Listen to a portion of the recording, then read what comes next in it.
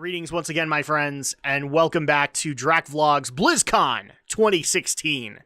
And I find it funny because my last video was basically on the most disappointing news that I got throughout of all of BlizzCon. And this one's going to be the absolute high because, granted, I haven't watched every single panel yet. I'm still making my way through a lot of the day 2 stuff. But this one got me on a natural high. And at that point, I was immediately invested in BlizzCon from that point on. And that was World of Warcraft. Oh, look, the World of Warcraft fanboy is coming out and saying he loves WoW. Yep, that's exactly what you're walking into on this video. Thanks for the view. So with that, before I get into the panels, here's what I expected walking in. Because I didn't really explain that too well in the StarCraft video. I was trying to explain that I wanted more single-player content, and I wanted to see where they wanted to go. With this one, I don't know if I really had an expectation. I knew that 7.2 was going to get brought up, which would be the next raid content, probably the next tier of content, and that was about it. I mean, Legion just barely launched. What else can you add to that? So at that point, I walked in with very low expectations. That was probably the best thing that could have happened. And I will actually also point this out. I love the fact that the main panel, the What's Next panel, was run by Ian Hassikosis, who is now the game director, stepping up from in Tom Chilton's role as game director of World of Warcraft. This was the best thing they could have done, because I know that Ian still has a little bit of haters in the forums, and a lot of people don't think he resonates with them that well.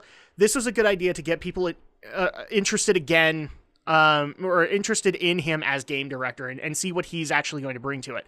Granted, a lot of Legion is still under Tom Chilton, but this is kind of showing us from here forward where his priorities are going to lie, which I have a feeling is going to be a lot along the lines of Tom. So again, I didn't have a whole lot of expectations, and Ian blew them out of the water, because not only did they say that they actually did have 7.2 news, whoa, excuse me. They also announced that they were going to, it wasn't just going to be 2 patches, like 7.1, 7.2, 7.3, and then move on to the next expansion. Instead, they're actually going to put in tinier patches. So 7.15, 7.2, 7.25, 7.3. I'm guessing we're going to get a 7.35. And all of that is going to be more like cosmetic updates. And originally I was like sitting there going, well, that's a great idea. And actually on a number of levels. Because one of the problems that a lot of people have with the major content updates that happen, like for perfect example here, Dragon Soul. Okay, so when Dragon Soul and Cataclysm first got implemented, granted, I'll get to that in a second. When that came in, it was a big patch. It had lots of content to provide to people, not only balancing, not only a new raid, not only new 5-mans, bunches of stuff were actually being implemented in there. And I love the fact that a lot of people, I don't know why, but there's this huge consensus that Dragon Soul is hated. Guess what, Internet? I like Dragon Soul.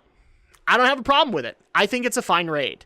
And especially a good ending to Cataclysm. I know there are problems with that ending. I know that there are issues with recycled models, but I was okay with it. Okay? I was okay with what they were trying to do with the Hour of Twilight. I'm fine with it. So, congratulations, you now officially met somebody who liked Dragon Soul. I'd shake your hand, but I'm talking to a camera at the moment. So at that point, a lot of people actually were mad at not at Dragon Soul, but at the 5-mans that were coming with Dragon Soul. I can't remember what the actual statement was how many 5-mans are we going to have to pay for to get a good raid kind of thing, where they blamed the 5-mans for the fact that Dragon Soul sucked. Because the 5-mans were, and here's the thing I also don't agree with. I like the 5-mans, but there were problems. I personally think that Hour of Twilight goes way too long. I personally think that End Time, depending on the boss you get, goes really long. And even to some extent, I have problems with Well of Eternity. I have problems with Dragon Soul too, people. There's good and bad that come with these patches. But another thing that people don't put into consideration with that, they blame the 5-mans right off the bat. But Transmog. also got implemented in that patch. Void storage also got implemented in that patch. You don't think the transmog and void storage took away a lot of manpower to be able to make those work while working on the raid? This is why those minor content updates actually works really well. Because then at that point, we don't have such buggy implementations of things like transmog or void storage or item upgrades or anything like that. They can focus on that. And then even better, the next patch, which is the raid, they can focus on the raid. This is a great idea. I know I've actually seen a lot of people jeering this as like, oh, this is just adding more stuff when there's really nothing to add. Bullcrap. And a lot of people have made the comparison that this is Garrison Jukebox all over again. Yeah, kind of. But I'm also calling bullcrap because it was a good idea that the Garrison Jukebox didn't get implemented with Foundry. Or it didn't get implemented with Hellfire Citadel. It is not essential to it, and therefore deserved its own patch to be able to implement that properly. That's where they're going right with this as far as I'm concerned. So with that, 7.15 is going to be implementing Time Walking Mists of Pandaria. Yay! I finally get to go back to Pandaria and Time Walking. Ha ha ha ha ha. Yeah, I'm one of those guys that likes Pandaria too. Wait till you get my top 5 expansions, people. Some of you aren't going to be happy. So, at that point, Mists of Pandaria Time Walking is becoming available. It's pretty much all of the Pandaria dungeons without the legacy stuff, and I'm fine with that. I'm absolutely fine with that. Because, again, I love the 5 Mans of Pandaria. I love the design. So, at that point, I get to go back to Pandaria for one of those weeks. I love Wrath. I love Cataclysm. I love Burning Crusade. But now I get to also go back to Pandaria. So I'm happy with that. I'm also happy with the fact that the Brawlers Guild is coming back in 7.15 with some new changes, including not just having single-player bosses that people can take on, but also having like one big raid boss that pulls everybody in for a big rumble. That's a great idea as far as I'm concerned, because in some ways, one of the biggest problems that I have with the Brawlers Guild is waiting your turn. Like if I'm trying to get that one boss done before I got to go do something else, that's probably going to take some time, and that may not be something I don't have. Now, granted, I could probably just go do that stuff and then come back, but it's always been a thing that I've always had an issue with. Like, even in my off time, it's still a pretty long wait if I want to try and get a boss down, and I'd rather be doing something else. At that point, I'd rather be multitasking. I'd rather be on an alt kind of thing. So I like the fact that it's going to find more ways to include you, including bringing you into a boss so that you can maybe get that boss done and not have to worry about it. So I'm glad that the Brawlers Guild is getting re-implemented as of 7.15. And then also the other thing that's getting added are minor holidays. So like the examples that they gave were like Volunteer Guard Day. You can go talk to a guard and immediately become a guard and go patrol the areas of Azeroth. Great. That actually sounds kind of fun to me. In a really weird way. But being able to go out and do guard patrol, that brings you more into the Warcraft universe as far as I'm concerned. I also kind of look at it as like the Warcraft equivalent of Veterans Day. I think in that way you could also basically make it as like we also honor those who have fallen, because in Legion we've had a lot of fallen heroes. So at that point that might be another cool thing to do, is like you go and honor the fallen or those who fell in the war against the Legion. That'd be really cool. Encourage Remembrance Day was another one that they brought up. This one was basically bringing back the collection of materials for the opening of the Gates of Encourage for that day, and then the either Alliance or Horde that do the most, their banners will fly in Silithus on the walls of Encourage for that entire year. That's kind of cool. And I also like the fact that Ian specified you're not getting mounts, you're not getting anything that like other people will miss out on. This will just be for bragging rights on the server. That's cool to me. Because then people can ask, next year, wait, I thought this was a Horde area. No, Alliance won the Encourage Remembrance Day this year. Oh, okay. That's a cool concept to me. But I like the fact that a lot of the emphasis on these holidays is not necessarily to overshadow the holidays that we already have in the game. So Hallow's End, Winter's Veil, those will still happen, but at the same time, these are more Azeroth specific holidays. Being able to volunteer as a guard, being able to remember Encourage. In fact, I would I would actually say, go the next step, Blizzard. Include maybe some of the other raids where you had to do a lot of awesome stuff to be able to unlock it. That'd be awesome. Part of me actually thought of what about Marshall Windsor Day, where people who maybe have never done that quest can actually experience the day that Marshall Windsor came back to Stormwind and revealed Lady Prester as an Ixia. That'd be really cool, because that was a cool quest line that is no longer in the game as of now. Or Wrathgate Day, where people can actually go back and re-experience the Battle of the Undercity. A scenario that to this day, I wish would come back into the game. I get it's not relevant with current day Undercity, but it was a cool moment back in Wrath of the Lich King. So that's pretty much 7.15. They are going to implement minor holidays, Pandaria time walking, as well as the Brawlers Guild. Then we got into 7.2, and 7.2 has a lot of stuff in store for us. So first of all, we now have revealed that 7.2 will be the Tomb of Sargeras. It's time, people. We are going back to the Broken Shore, to the place of our one true failure, and making up for lost time. Now that we have the Pillars of Creation, because at this point we will have completed Nighthold, we will have all of the Pillars of Creation, we are now going to banish the Legion from Azeroth.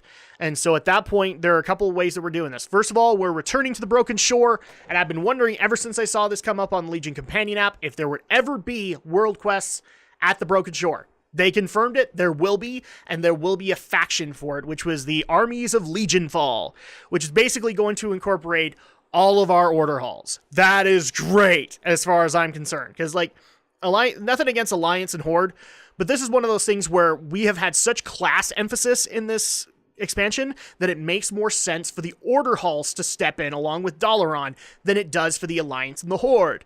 The Alliance and the Horde lost a lot of resources after the Broken Shore, so it's up to us to step up and actually win this fight. So with that, we're also going to get a continuation of. They said the artifact quest line, but I'm thinking they're more talking about the order hall quest line, where not only are you going to get new, they're basically going to buff up all of the minor traits on your weapon so that you can upgrade them to a 4 rank, as well as being able to give you a couple more traits plus a gold trait just to move things forward even more. They're also going to allow you to access new appearances for each of the artifacts. Even better, this is one of the things that I was kind of wondering if it was going to happen per tier. We were going to unlock more appearances, and some of those appearances are dang awesome. In fact, a lot of them are some of the appearances we've been seeing since the Gamescom announcement. So the Shattered Ashbringer that people have wanted for a while. I know a lot of paladins in my guild that want it. That's where that's going to get implemented, is Tomb of Sargeras. And the flaming Warglaives that Havoc Demon Hunters can get, that's where you're going to get it. So you're not only going to get that, but one of the coolest moments of the entire thing is, along with the artifact quest line. Now, here's the thing. The new appearances are actually going to be part of you going through your own quest to be able to unlock those appearances. So it's going to be that continuation. But not only that, we're also going to be unlocking our own class mounts.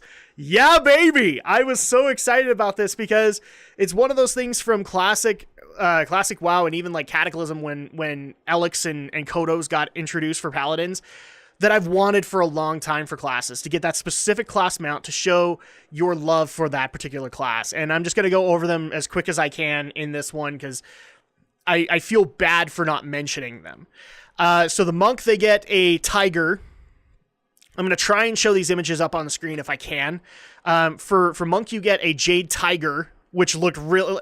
Here's the thing you're going to hear about a lot from me. Awesome, because I liked a lot of them. Monk, you're going to get a tiger that is great. Rogues are going to get a raven that you can ride on. That is also awesome. It's like a big raven. Druids are going to be getting a new adaptation to their flight form. I really hope that I can switch back to my Worgen flight form as well, but we're going to get this ginormous owl beast, which is basically like a Studio Ghibli owl. I literally look like when they showed the form in their video, I looked like something out of a Studio Ghibli film. I really did. And I was like, oh my gosh, this is great. Let's see, other leather wearers that I need to mention here. I think that pretty much covers it. I'm going to try and stay with the wearer so that I can actually make it work. Mages, I actually think got the weakest one, and it's just because it's yet another flying disc.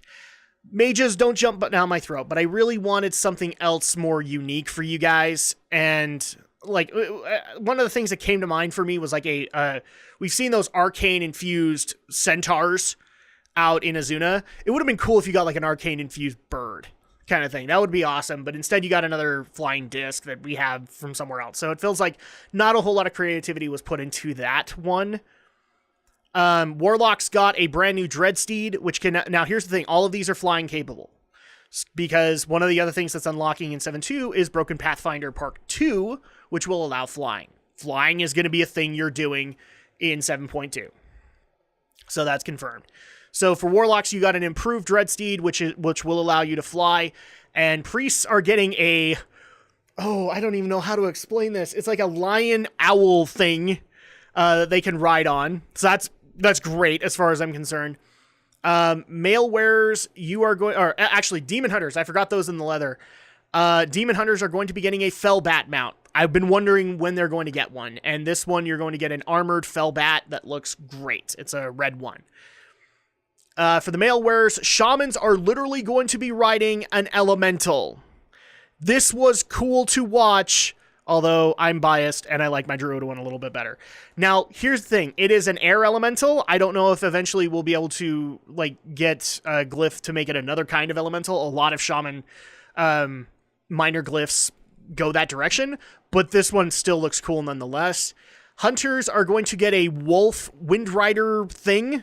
I don't really know how to explain it other than that, because it's got wolf or canine features, but it also has the wings of a wind rider.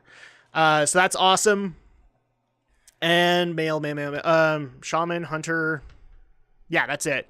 And then the plate wearers, warriors are going to get a proto Drake, which looks really, really good considering we haven't seen a proto Drake mount in quite a while. Paladins are going to get an increase or a more updated version of the Crusader's Charger, which can ride on the light. I know a lot of Paladin friends that are not happy with this one because it's an improvement on something they've had for a while. Warlocks kind of have that same thing too, but I love the fact that you're riding on the light. I think that's great, and that's a nice addition. Plus, when you go into the Paladin lore, it doesn't really make a whole lot of sense to do anything but, trusty steed. So I also thought it was interesting that the armor kind of looked like invincible. So I'm still excited for the new Paladin mount. And then Death Knights are going to get a Fel-infused Frostworm. Holy crap! All of these look great as far as I'm concerned. Mage I have problems with, but I still love them all. And I love the fact that now everybody gets a class mount.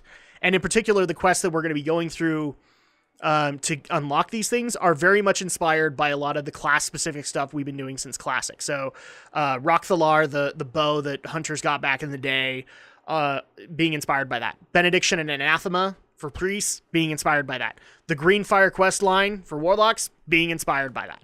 That's great. The other thing, too, like I said, Broken Isles Pathfinder Part 2 is going to be coming out, and then at that point we unlock flying. The reason that we're unlocking flying so early is because if people like the Legion invasions that happened pre-expansion, they're going to be happening again, specifically in the Broken Isles. And so you'll be able to use your flying mount to swoop in and save the day. That's a great thing to be able to do. And then finally, we get the Tomb of Sargeras, but first we get a 5-man called Cathedral of Eternal Night, which is part of the strategy to go into the tomb. So we actually are going to be making our way. So with the Tomb of Sargeras, we're going to be going down into the tomb. Cathedral of Eternal Night is actually going to be taking us up to the top where we can place the Aegis of Agrimar and be able to unlock the raid itself. So at least from a lore standpoint. I'm pretty sure that you're not going to have to do this as an attunement to Tomb of Sargeras. If you do, I actually kind of like that idea. Just because that keeps you in line with the story. It's like the old Wrath 3-dungeon quest line. It works in a really weird way. So we're going to have Cathedral of Eternal Night. I believe they said it was 4 bosses, and it was just going to be and you're actually, like, the first thing you see is right above at where you start in Tomb of Sargeras. So that's a great way to be able to handle that stuff. Tomb of Sargeras, I believe they said was going to be, it was like 6 to 9 bosses, I believe. The first one, of course, is going to be, I know a lot of people hate this term, it's a charity boss, but it's also one of those bosses like, here's what you're walking into. Because it looks like a mix between an Infernal and a freaking Pit Lord. I don't know why people have problems with these bosses. They're supposed to be giving you the first impression of what you're walking into. And I love it. And actually, the room that you get to look into from Cathedral of Eternal Light is the room where you'll fight this first boss. So you're going to have that to be able to look forward to. But they also let us know that we're going to be going really, really deep into a part of the tomb that has not been touched by by light for many, many, many years. They actually even also emphasize that the tomb is like a former temple of Elune. So we're going to have a lot of Night Elf lore in there too. I'm overall very excited with what they're doing here, especially since the deeper parts have Naga in them. So it's almost like we're going to be probably dealing with an old god influence or an Azoth kind of thing down there. We already know that there's going to be a Tide Mistress there, one that looks kind of familiar, and not a Thissa from Azuna. But maybe we'll have a closure on another storyline. I don't know. I'm kind of hoping that we will. But we also will be dealing with we get to fight the Avatar of Sargeras. The Avatar that Egwene took down is back, and we're going to be taking him down. So he's going to be taken down for the third time, because they actually kind of emphasized that not only was he taken down the first time with Egwene, but then when she buried him, he was also taken down again. So at that point, how hard could he be? I don't know. We'll find out. So we're going to be taking down the Avatar of Sargeras, but the biggest reveal was that the end boss of Tomb of Sargeras is the Deceiver himself, Kil'jaeden. I found that very interesting because we took on Archimonde for Hellfire Citadel. Now we've taken on his brother Kil'jaeden, and he will be the final boss, not in toilet form. We're going to get Kil'jaeden with legs, and I know a lot of people were making that joke. It's Kil'jaeden with legs! We're going to be having Kil'jaeden as the final boss for the Tomb of Sargeras and being able to seal off the Legion. But we aren't done there. Now, Ian had to be approached, I think, by news outlets to confirm this, but now we officially know that patch 7.3 is going to be going to Argus to finish the job. So we're going to be following Illidan into behind enemy lines themselves, and maybe even taking on Sargeras himself for that raid. Because again, Legion is based as a 3-tier raid, so at that point, our tier is not Emerald Nightmare, and neither is it Trials of Valor. Our first tier raid will be the Nighthold. Then we'll go into Tomb of Sargeras, and then whatever they call the Argus one will be our third raid tier. So I know a lot of people were speculating, well, it's Argus, so they'll leave that for another expansion. We'll be going to explore a world. They've pretty much confirmed that 7.3 is Argus. So at that point, I don't know if we're going to be getting like a big world or anything like that. Maybe the next expansion keeps us on Argus. Don't know. It's too soon to tell, at least as far as I'm concerned. But overall, I can tell you I am very excited for all of the things that they announced for 7.2. They even said there was going to be a 7.2.5. We don't know the details of that just yet. And that then we'd go to 7.3 and then maybe even a 7.3.5. So overall, I mean, just to kind of wrap this up, because I'm already like at 20 minutes for Warcraft. This is amazing compared to like my 8 minutes with StarCraft. My thoughts, I'm amazed with the level of content that they have coming for Legion. I'm so glad that they kept things at such low expectations and then just wowed us all, pardon the pun, and showed us not only what we can expect for the next patch, but also basically saying that patches are going to be coming consistently. So they're hoping like the following week, 7.1.5 hits the PTR and can start testing. And as soon as 7.1.5 leaves, they're going to put 7.2 on the PTR. So I like the fact that they're keeping consistent and they're trying to get this content in our hands as fast as they can. Although I am going to be somewhat realistic here, I do not think we're going to see the next patch until probably after the new year.